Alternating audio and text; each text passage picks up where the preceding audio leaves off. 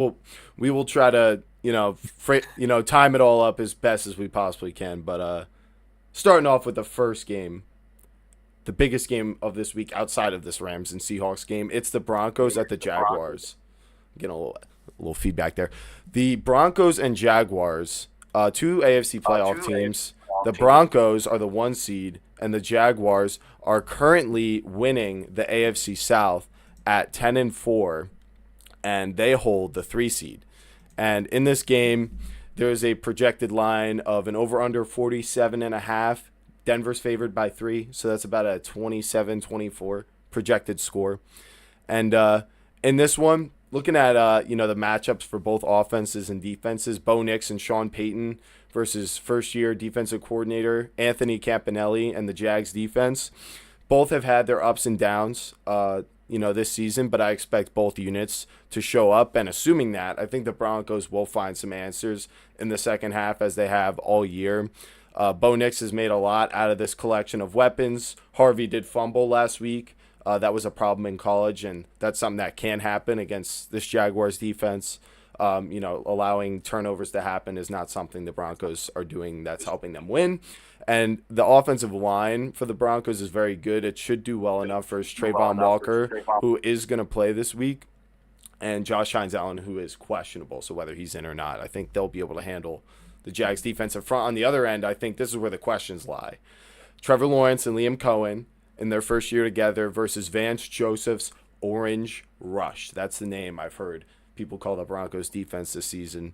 And like I said, this is the question to me because in the 5-game winning streak, I feel like a lot of the teams the Jaguars have played have not been as complete as this Broncos team. I mean, the Chargers are 10-4, but I don't buy them as a contender at all. I think their O-line is just like the biggest of weaknesses for them, and it's just going to hold them back in every game they play, whether they win or lose. And like I said, for Liam Cohen and T-Law, they had a historic performance together last week, but this is for them to prove that it was for more reasons than just them playing the Jets. So scheme is going to be huge for them. I don't believe they have any true matchup advantages through their weapons. But they did just extend Jacoby Myers, and he's going to be big as a safety blanket in this game in a situation where Trevor Lawrence may not have that much time to throw against this Broncos defense. So overall, I think the Jaguars, they just haven't been as consistent this year, and I'm more confident in the Broncos offense versus this Jags defense in the fourth quarter than the other way around. So give me the Broncos to win 27-20. I feel confident, and they looked good last week versus Green Bay. They tightened up late in the game versus a really competitive team. I think the Jaguars come out strong, but Denver wins the war of attrition. There it is, Joey. So why don't you tell me, Joey, who you think is going to win this Jaguars-Broncos game? Because I think you were the first to include the Jags on a top 10 list this year. I was, and I gotta say, I completely disagree with you. What's new? You Yeah. like to take this past data and think it applies, now. I think Jacksonville is clicking on all cylinders right now. They just locked up Jacoby Myers to a 3-year deal, and I kind of expect to see their best here. I feel like Denver's that fraudulent team that you like to link the Chargers with. I think they kind of just get by each week. That's why they have these game-winning drives you like to reference. I think it's all just kind of luck in that aspect. I think the Jaguars' offense is just better. It's kind of where I'm at, and I want to see. I think getting Jacoby Myers has been a huge get for them at the Yeah. deadline, and he's going to get fed. I think, and I just give the edge to Jacksonville here. I got Jacksonville 24-21. Okay. Dan, what about you? What do you think for this one? I think that we're not paying attention to the fact that T Law just had one of his best games in the previous week. I think we're forgetting that T Law, ever since he got Jacoby Myers, Myers and him have been having this chemistry. They explained it, I saw on Sports Center, about how Myers sees that BTJ is trying to just spread the field, and Myers making it easy for his quarterback, sticking in the zone, sticking in open areas for him to get down the field. And all T-Law needs is momentum. And he seems like he has a guy who allows him to flourish in that way. So, yes, I see the Broncos. They're going to have to get caught lacking at some point. They will. They're going to be a first round exit. Who says they I'm here. will? And who says they will? history, but also just my knowledge. History. I mean, Just but ball history of what though? I mean, like the Broncos. Like, I understand that they've had a lot of these close games, and it has come down to fourth quarter comebacks and game-winning drives. And Bo Nix has like 6 or 7 of those this season.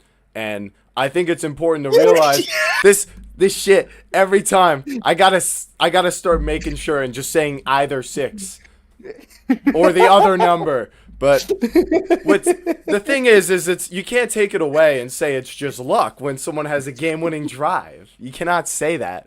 And I know.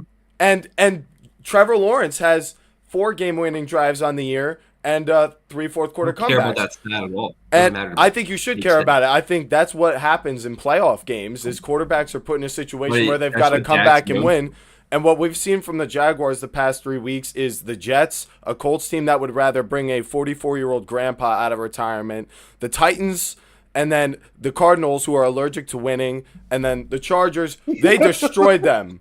They destroyed the Chargers. I give him credit. But Trevor Lawrence had 153 passing yards in that game, and it was a 2-score game entering the fourth quarter. The Chargers couldn't do anything on offense, and Herbert got injured. Chargers are 9-4, right? What is He it? also did come back on the Jaguars in the playoffs.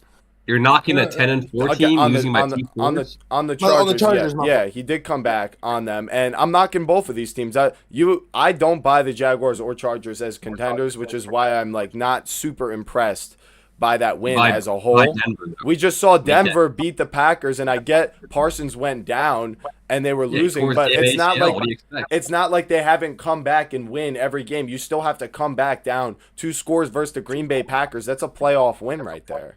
And you are saying right? You don't want to give him credit for that, but having your best game of your career against the Jets, like, I don't know. In an isolated season, what am I really going to value more? So we had the best game against the Jets. How did the Denver look against the Jets? Didn't they win by like 12-8 or something ridiculous? They won by 3 points against the Raiders. They intentionally are being conservative. And no, I mean it's what happened. I mean if you play a game like the Broncos did against the Jets, where they're clearly not challenging them, they're just trying to allow the Jets to lose the game for them. Like, I understand that. Like, it's a way you can go about winning a game, and a lot of the fans weren't happy about it because. So you're saying the Broncos are so good, they literally just used 2 plays out of their whole playbook and played good defense against the Jets? Straw man, but no, that's not what I'm saying when you boil it down like that. What I'm saying is no, they didn't take a lot of unnecessary risks because they knew they were the better team, and that's how you win in the playoffs too, is understanding where you have they aren't going to win in the playoffs like that. A cohesive advantage over a team like the Jets. Then you don't have to take risks and win because as we follow the game or the scores by quarter, it was a game where the Broncos weren't scoring very very much, but the Jets were doing they were doing nothing. The Jets were doing nothing in this game. So I was disappointed. It doesn't look fantastic, but the offense for the Broncos has gotten much better since then too, and I buy into that. But I disagree. There's always something every week. As far as the Broncos go, right? As far as the Broncos go, I again feel as if when it comes to playoff time, we all say it all the time, there's more pressure involved and there's more inclination. I hope that's the right word. I'm using big words for the first time in a while, but there's more of an inclination that you're going to have to take more risk. And what worse time to start taking more risks than in the playoffs rather than in the regular season? I feel like the Broncos itself haven't really had risky games like that. Yeah, you said they came back, but at the same time, for me, how they came back. For example, right? If the Eagles came back against the Giants, Scotty, we'd be sitting here talking about how they should be literally like the 10th overall pick, about how dog water they are. They came back against the Packers. How is that at all related to coming back versus the Giants? Because we came back against the Rams. Yeah, you came back against the Rams. Like, we're choke artists. We're not doing so hot. Yeah, because you had a ton of injuries. The Broncos have not. They have not had a ton of injuries. And they came back. Yes, the Packers had their injuries, but they came back by taking risks, throwing fades to Cortland Sutton and attacking this weak secondary. They're playing smart football, but no. Like, that's impossible that they would choose to be more aggressive in one game and less aggressive in another, or be aggressive when they need to. Like, they came back and won by being aggressive and throwing the ball downfield.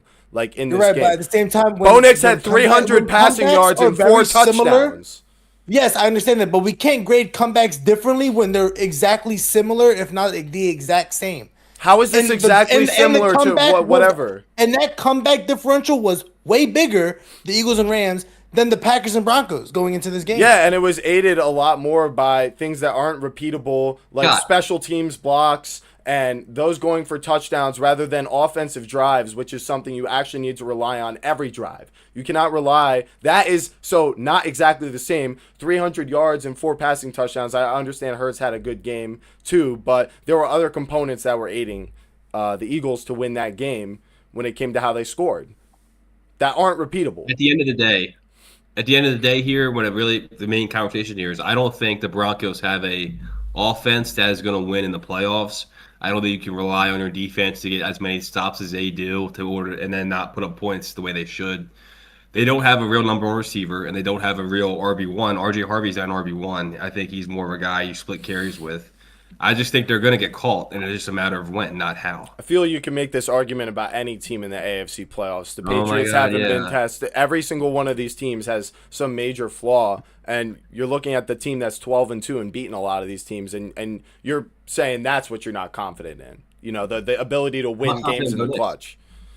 Bo Nix is good. He's good. It's time to accept it. He is in the same tier as, you know, the young quarterbacks in his class that have been growing. He has succeeded just as much as the rest of them, except he got blown out in the first round of the playoffs. God, the situation's so much better. This only matters for certain players we talk about.